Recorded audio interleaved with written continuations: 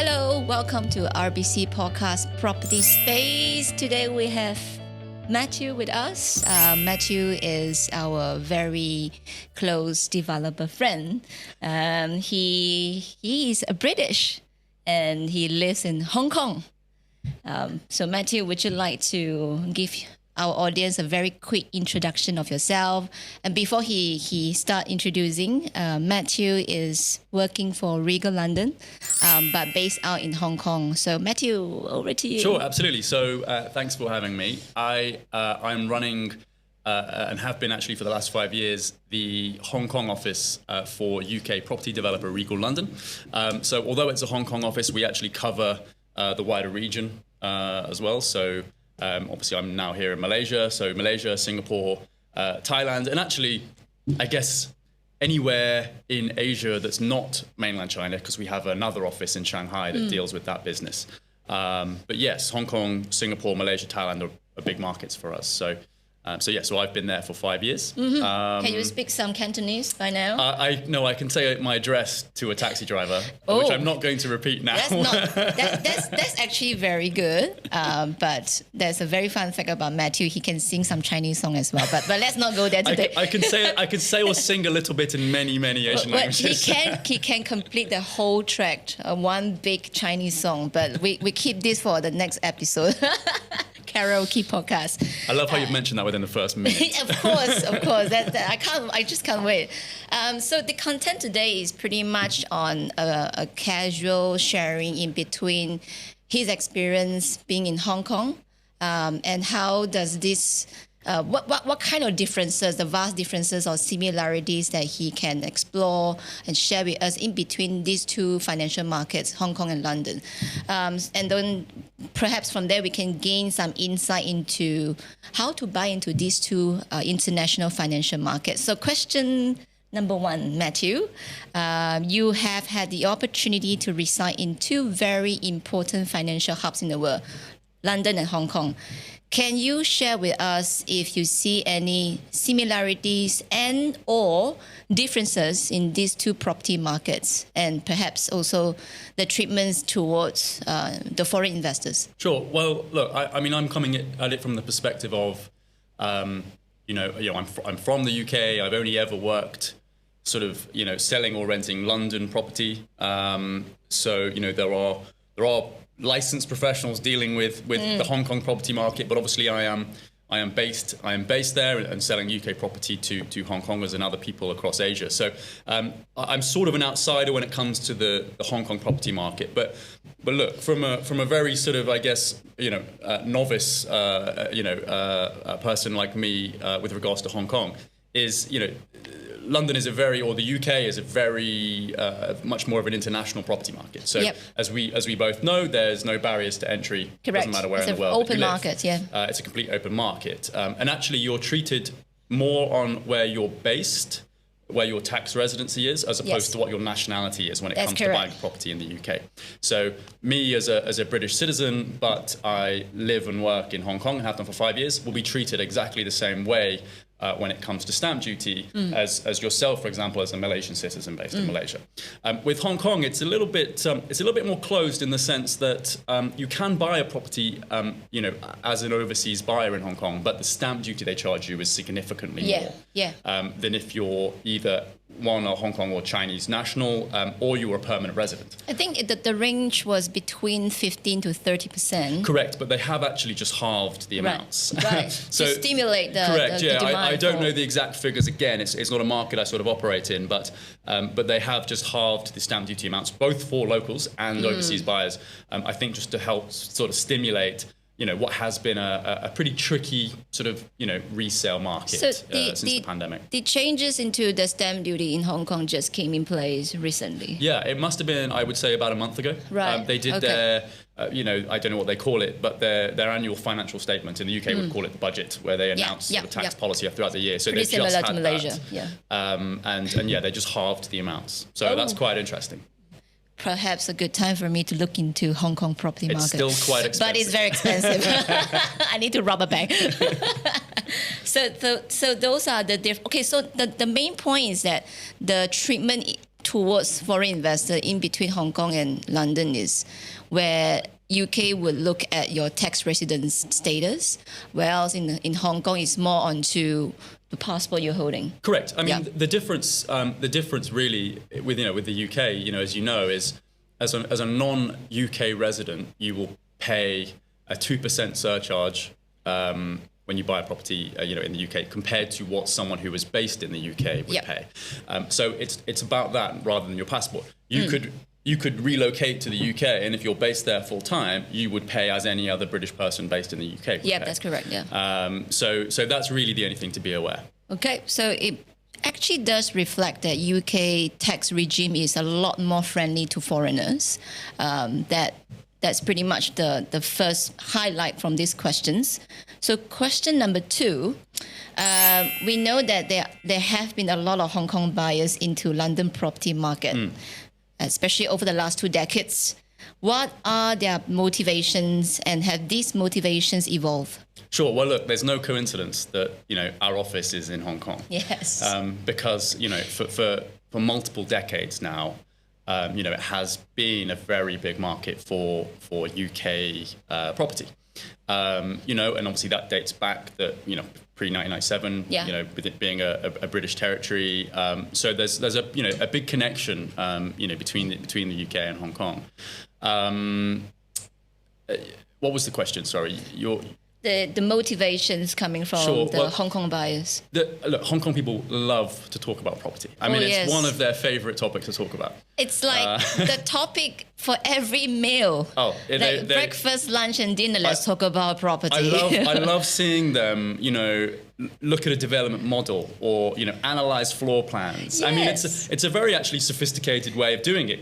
If you look at the UK market generally, we don't like to buy off plan. We would much rather buy closer to completion or something that's already completed, and you can physically go in there and physically see it, right? People in Hong Kong, and it's because they do this domestically, are happy to look at sort of a floor plan, and a model, and the development might just be a field of mud at that time, but they'll analyze the floor plans and and everything, and are happy to buy many years off plan. They generally aren't in the UK, so I guess that's another difference, between the two markets. But look, a lot of the historic sort of interest has been, in investors. Obviously, lots of kids, not just from Hong Kong, but across Asia, will go to universities in London, or in Manchester, or Birmingham. And there's, in more recent sort of times, there's been a wave of people relocating from Hong Kong to the UK. With the whole B&O passport visa. There was an influx the government introduced. So correct. So it comes from a variety of people. I would say at the moment it's the education pull of the UK that's attracting most buyers. There's a necessity there to buy. Renting in London is very expensive, and so I think there is a preference to buy something as opposed to renting. Certainly at the moment, and I'm sure we'll probably get onto that shortly. But the investors, I think, are sitting on the sidelines at the moment because of interest rates. But historically, we've got many people that have got multiple properties, in London that are So 3 key motivations, in summary. The first one will be investment driven. So they are looking at rental yield, capital appreciation, and because of the huge supply and demand imbalance in UK market itself, it gives us, or in the Hong Kong investors, the advantage of make a good marginal profit, depending on how long you hold the property.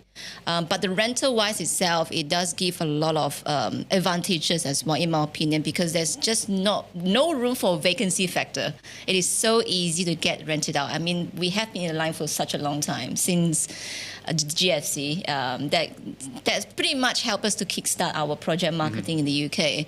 And I remember vividly when we launched the exhibition from one project to the other, Hong Kong market was always the first market to kick off their first campaign. They're the first stock to go, and they just took every single stock that we wanted to sell.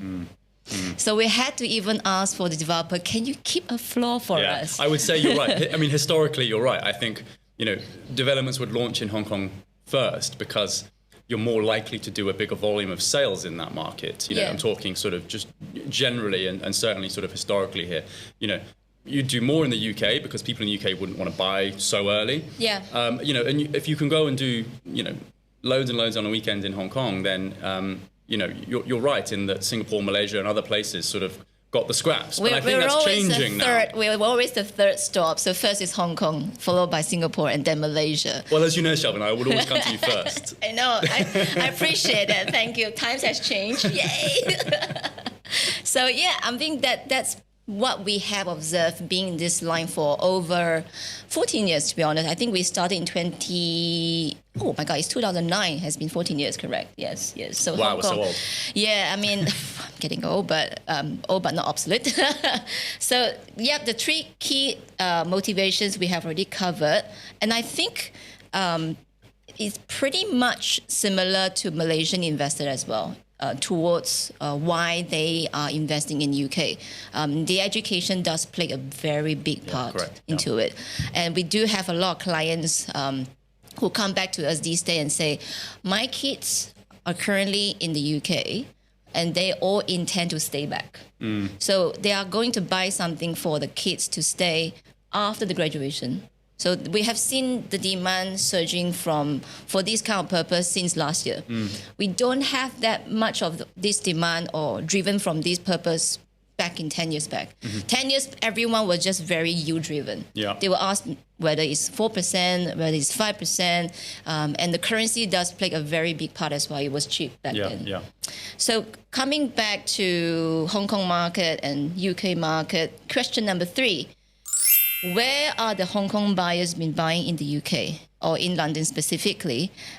Give us some examples. Sure. Well, I mean, look, they've been buying everywhere. You know, if you zoom out a little bit and look at the UK, it's without doubt Manchester. You know, has been very popular. You know, during the pandemic, it's comparatively obviously a cheaper market than London. But I really think you know, London is I guess unique in the sense that it is one of the safest, if not the sort of safest and secure property markets in the world. Agree. You know, it's different to Manchester in that regard. You know, Manchester's had a boom. You know, and you'll probably get higher yields and stuff in other parts of the country. I think Manchester has got quite an interesting journey throughout the past 10 years. It was quite popular in before GFC. And then after GFC, I think they come back out in 2010 and 11, and then it went quiet down again. Yeah. And then now it's just popular everywhere. I mean, look, you have to remember, you know, unlike a lot of countries, you know, in Europe in particular, the UK is very, very skewed towards London. London is the centre of everything, right? You know, the population difference between London and Manchester is, you know, London has about 9 million people. Yeah. You know, Manchester, looking around more like 1 million, you know. Yeah. So, you know, there's huge differences in that regard. So, yes, they're comparatively, you know, different price-wise, but really the demand is in London, and, you know, and that's why. And I think there's just something, you know, it's almost like having an apartment in London is a bit of a trophy sort of asset to have as well. It's a branding effect. Yeah. It's trophy collection, number one. Number two, it does have the global appeal. We got so many global brands in the UK. You know, for the very first one that I would mention, definitely is the royal family.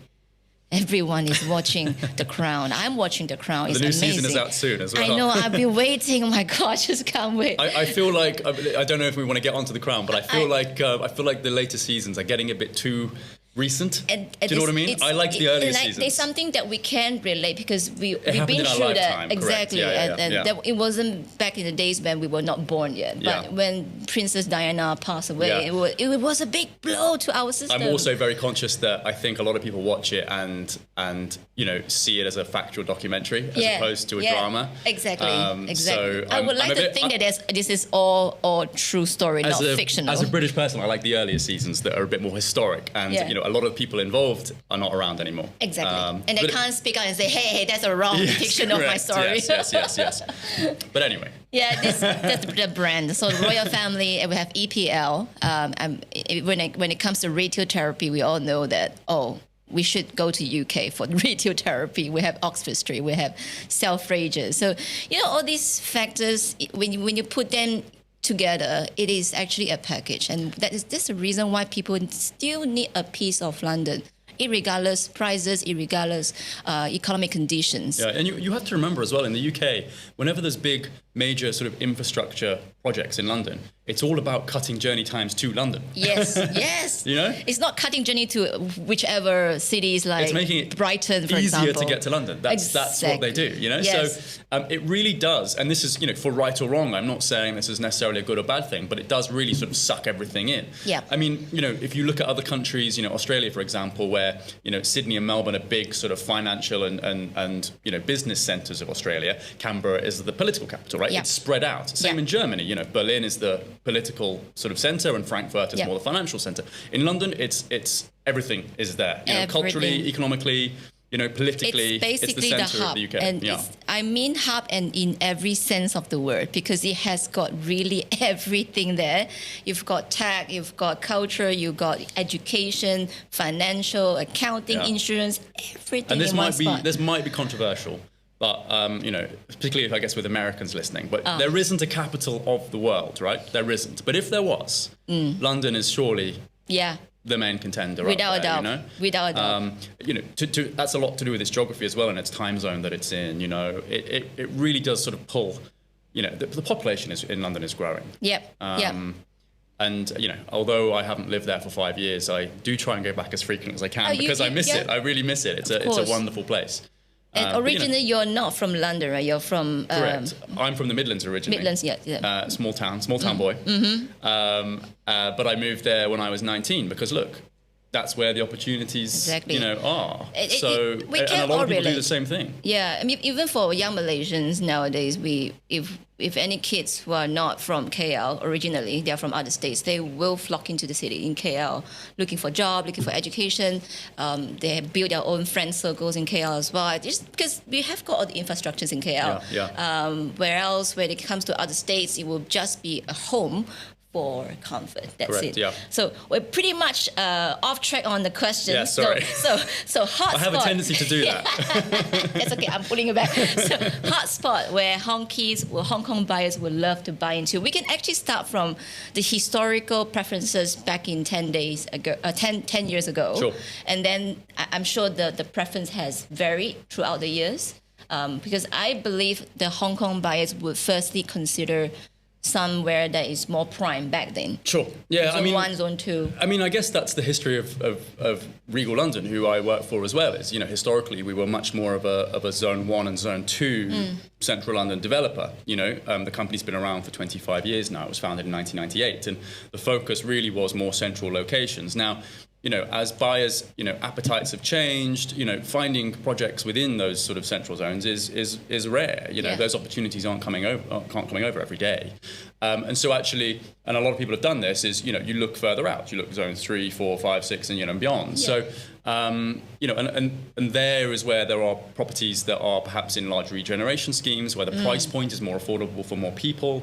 So, you know, I mean, from experience, the area that I can sort of talk about mostly is Wembley. So for you know, for fans of the you know, the national game, football. EPL. But Wembley's often mistaken, by the way, with the tennis, and I'm said no, that's Wimbledon. That's the other one. I've got that all the time. That's My southwest. God. We're talking northwest, and so Wembley football, Wimbledon tennis. It's the same alphabet, but Jesus, guys, it's different sports. But you know, the famous stadium, and I know that area because obviously we have a development. Regal London have a development called Fulton and Fifth that's currently available in Wembley. But I also lived there for 6 years and was also in a previous job working for a developer called Quintain that has been regenerating that whole area. I mean, it's phenomenal, the transformation. You know, and a lot of it is because there's been a stadium in that location for 100 years. The old stadium opened in 1923. And the whole area's just developed a really great infrastructure network because of people have got to come and go to that stadium, right? So, you know, I guess the area became a bit neglected over the years, and it was more sort of car parks and sort of industrial units and stuff like that. But really, since the start of this century, so, you know, from the early 2000s, they started demolishing the old stadium in 2002. And the new stadium opened in 2007. And now it's just completely transformed. Yeah, I mean, we were on site a couple of months ago, and I was really impressed because if we look into the Google Map, because we have the satellite images depending on which year or time they took the images on. And I was just doing a comparison back in like 10 years, 5 years back.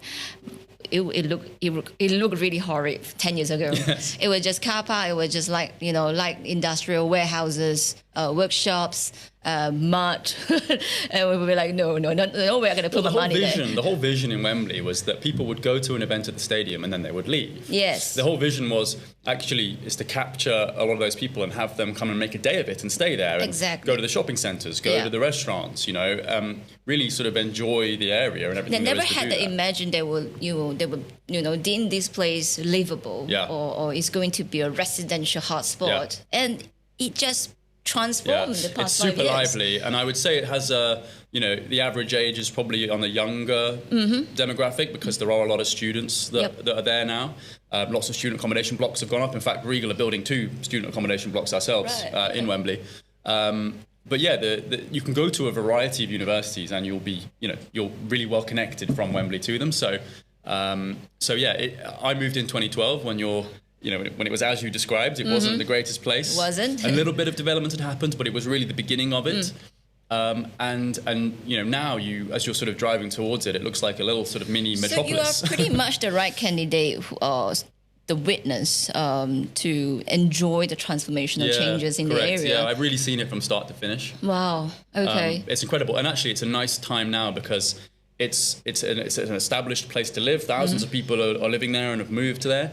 But there's still a bit to go. Of course. So it's by no means the end of the regeneration. There's a public park that's opening. In the next couple of years. There's still a bit more to do. So it's a nice time to get in. It's not really the end of it. So for the Hong Kong buyers who are considering Wembley and the fact that it's located in Zone 4, and was there any objections in the first place? No, I mean, Wembley has always been that sort of Zone 4 location, but because it's only 2 stops to Zone 1, so it goes Wembley Park Station, Finchley Road, Baker Street on the Metropolitan line, and it does that journey in 12 minutes. So amazing. In terms of sort of getting to Zone 1, getting to Central London, it's quicker than any other Zone 4 location. Yeah, I actually did a journey planning comparing with...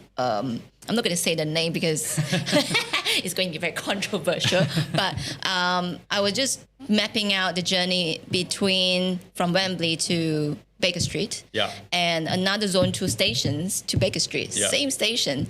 That Zone 2 location took about 28 minutes. In comparison with Wembley, it's only 12 minutes. 16 minutes is vast difference. So that's it. It's a Zone 4 location with sort of Zone 2/3 sort of connectability. Yes. And actually, it's not just that station. There's actually 3 stations within walking distance as well. So there's multiple options, multiple lines. There's trains actually that go out of London as well. So if you want to go to Birmingham or something, there's a train from Wembley that goes to Birmingham as well. So, so it's really well connected in that sense. Yeah. Okay. I think a lot of buyers are just, they're just looking at the first glance of the travel, the travel map, the tube map. Yeah. And there's just so many lines in between, and then we're like, Zone 4, okay, sure, very far, very far. I think sometimes it's sometimes a bit oversimplified to sort of go, Zone 4, not interested. Yeah, exactly. I'll be like, can you come back and let me hold your hand? Correct. Yeah. I need to explain to you. I think it's a bit simplistic if someone just says, I want Zone 1, Zone 2, and that it's quite a simplified way of doing it, because actually you can have things in Zone 3 or Zone 4 or that is similar. Because in hindsight, it does look far. Even if we just look at Google Map, it put 2 balloons. Okay, one Wembley and Central London. It does look far, but guys, we do have a really comprehensive travel but I guess system. It's subjective in a way, because far from what? Far from what exactly? This is what I say to people. If people just say, it's far. Well. From where? Yeah. When are you going to be using it yourself? And you're not going back to the city every day if you don't have an office in the city. If you work in the West End, Wembley is the right side of London for you. If you're working in and around Baker Street, if you want to get to Bond Street really quickly, you're there in less than 20 minutes. I think people nowadays are also on a very, we call this as the hybrid, where people are still working from home a couple of days in the week. Then back to the office maybe 2 days a week. So wow. I mean, that's what I offer to my staff. Wow, you're very generous. Very. I see companies in the UK at the moment sort of, really enticing people back to the workplace. And there's loads of new offices under construction. Regal are building some. But, for example, in our London office, in our London HQ, I hope they don't mind me saying this, but they've just, they've either just opened or going to be opening a gym, and they're having an on-site chef. I know. To get people, I'm sure everyone's already in the office anyway. Very London, but it's just, package. of course, that's a great thing to have, But it's a big office with a lot of people. There's only 3 of us in our Hong Kong office, so we're not going to have a chef anytime soon. You'll be the chef. I'll be the chef. Yeah, nobody wants that. Okay, that's a very interesting sharing because. Historically, we do know that Hong Kong buyers are very sophisticated investors, and they are very zone-centric, and they will look into the address, they will look into postcode. I don't think back then, in 10 years ago, we didn't have many Zone 4 or even Zone 3 projects then.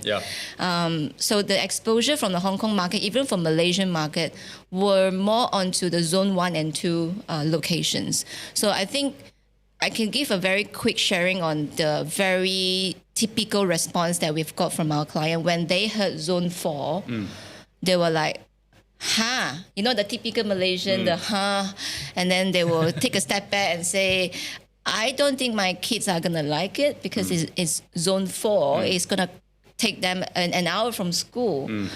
And I say, perhaps you can spare another 5 minutes from me and I can explain why the transit works so well for a lot of people. Well, I guess it depends where you're going, right? If your kids are going to, if they're going to UCL, a really popular university for overseas students, the nearest station is Euston Square. That's 4 stops on the Metropolitan line from Wembley Park. If you're going to the University of Westminster, which I went to, they've got 2 campuses, but you're 2 stops away from both of those campuses. One's a bit further out of London, and one's a bit further in. It's very seamless. Yeah, and if you're going to King's Cross, you're in King's Cross on the Metropolitan line in about, I think, 15, 16 minutes. Yeah.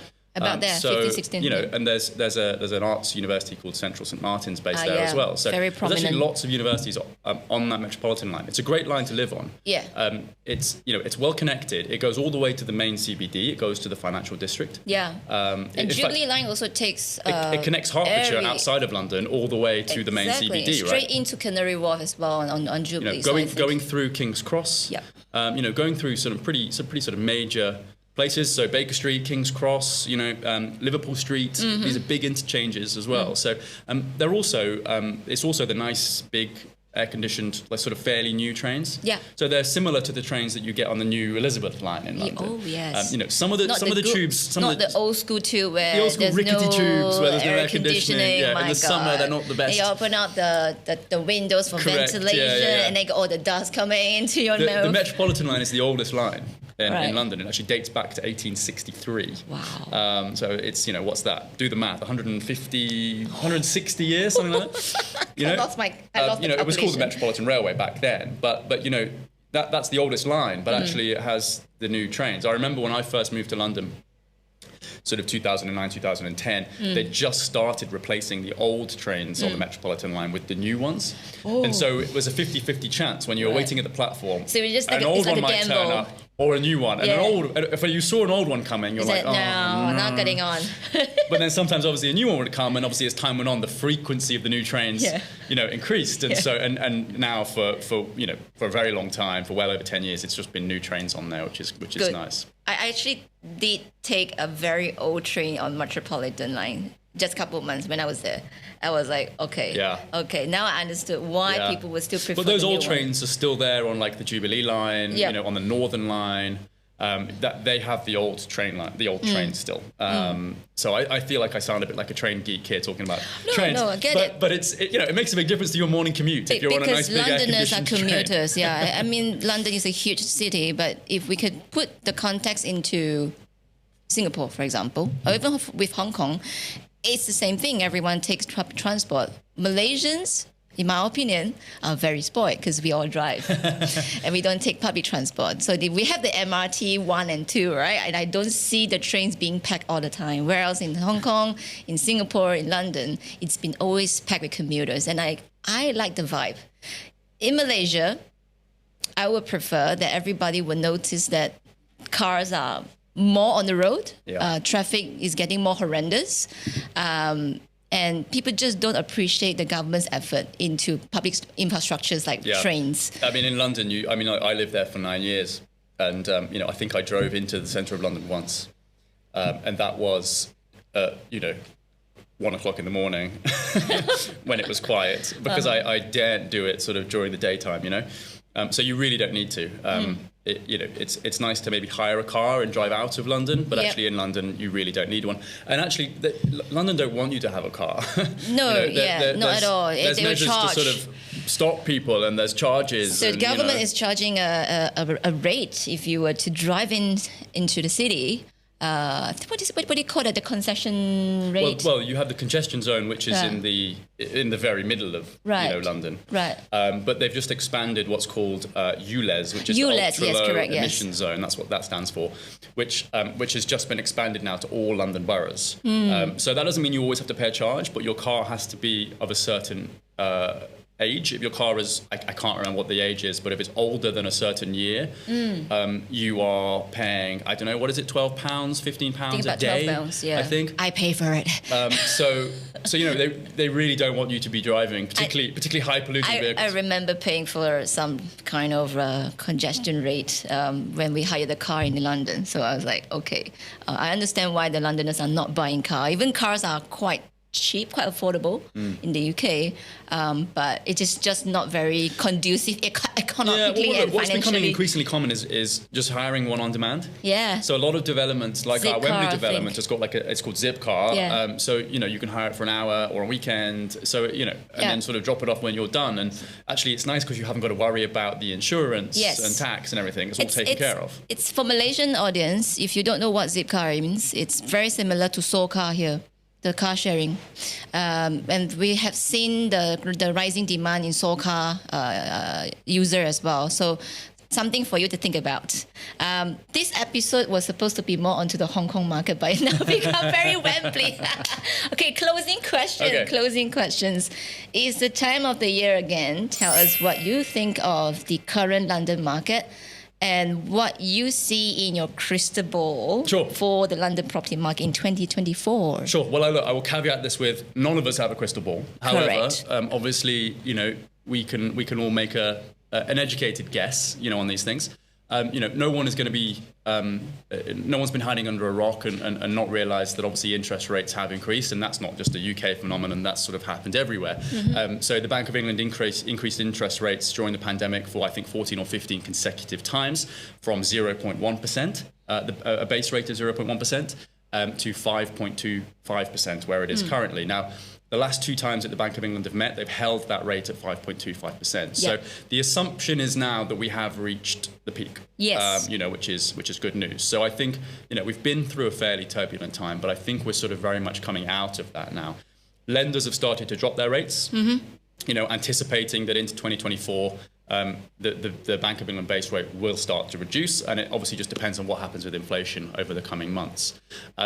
What I then predict off the back of that is, we said that a lot of the demand that we're seeing currently is driven by, a necessity to buy. So that's the education factor. They have kids going to university, and therefore they need to buy somewhere for them to live because they don't want to rent. Yeah. But I think what you'll see is, the investors which are currently sitting on the sidelines, as soon as those interest rates start to come down, the masses will flood back into the market. Yeah. So then the market we'll see some pick up. Sideways action, if you like, when it comes to prices over the next 12 months. But, looking at a longer term horizon, which you should always do with property, I really don't like the month by month commentary on prices. It doesn't work, yeah. But, over the next 5 years, over the next 10 years, you're going to see pretty sustainable growth. And London is a story of very, very high demand. As we talked about, the population is growing, but the supply really isn't keeping up with that demand. And actually, because of rising costs and inflation, I'm reading a lot about sort of construction slowing down as well, which is only going to exacerbate this sort of supply-demand imbalance that we currently have. And just briefly on interest rates, we're looking at a base rate of 5.25% currently. A lot of people are commenting that it's high, but... Correct. Well, look, if you look at it in a historic... It's because we've become so used to ultra-low interest rates. Now, correct, yes. this is, and you can look this up, this is 100% true. The base rate in the UK did not dip below 5% between 1964 and 2001, right? It didn't go below 5%. It didn't. Correct. So actually, those ultra low interest rates that we've become used to, they started to go underneath 5% at the time of 9/11 and lots of shocks to the global economy. Yeah. Because of that, and obviously the financial crisis in 2008 is when they really sort of plummeted. And then COVID. It feels like we've just had a succession of many different things over the last 20 years. We can shoot a documentary. I know. But the ultra low interest rates really have been the exception and not the norm. As soon as you start seeing those base rates, which is currently at 5.25%, as soon as you start seeing that start with a 4, and definitely when it starts with a 3, the masses will flood back into the market. So what I'm seeing right now actually is the deals that are being done are better now than they will be a year from now. I agree. I mean, this is also the time where developers will be more motivated to consider discounts, maybe offers, because they want to move stocks so they can quickly move on to the next development. Irregardless, there is a slowdown into home buying market, especially for the local British buyer who are looking for secondary market, because obviously the mortgage cost has risen quite a fair bit.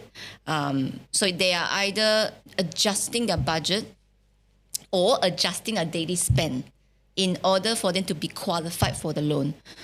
So you will see that they are still looking for good deals.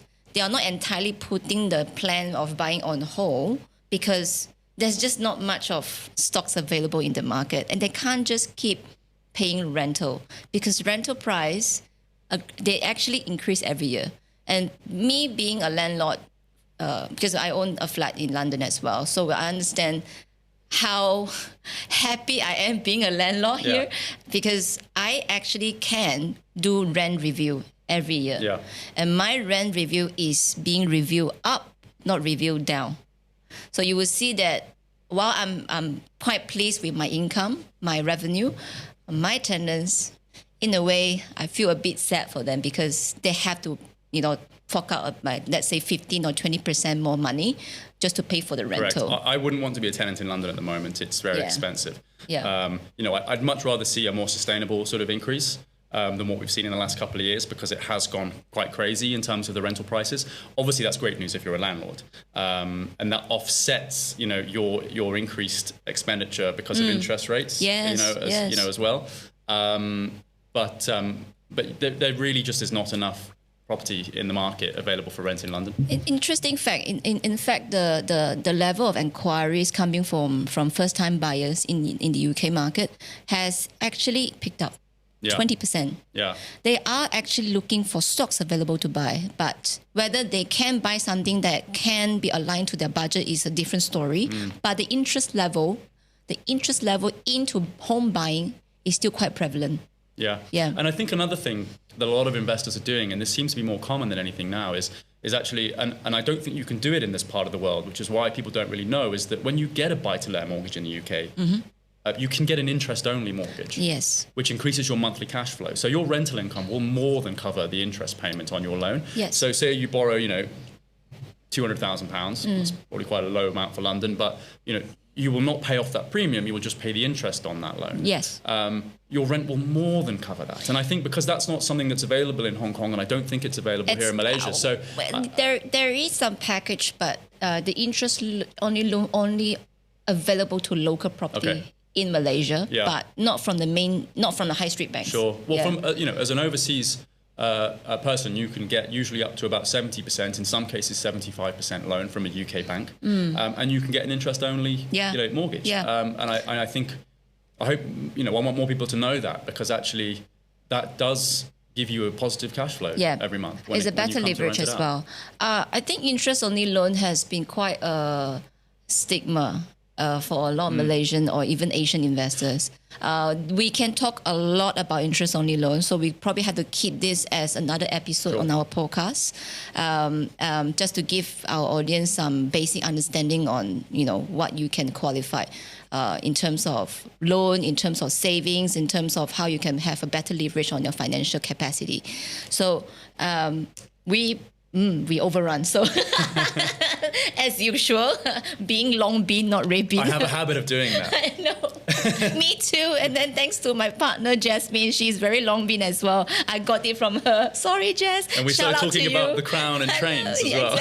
Exactly. So we need to wrap up. Thank you, Matthew, for joining us. Very honored to have you here. Very welcome. And the questions are all very well answered. If you like what you see, if you like what you listen, please don't forget to subscribe our channel. And we are also on Spotify, so click follow and don't forget to give us a rating if you like our content. 5 star, I expect 5 star. All right, bye-bye. See you in the next episode.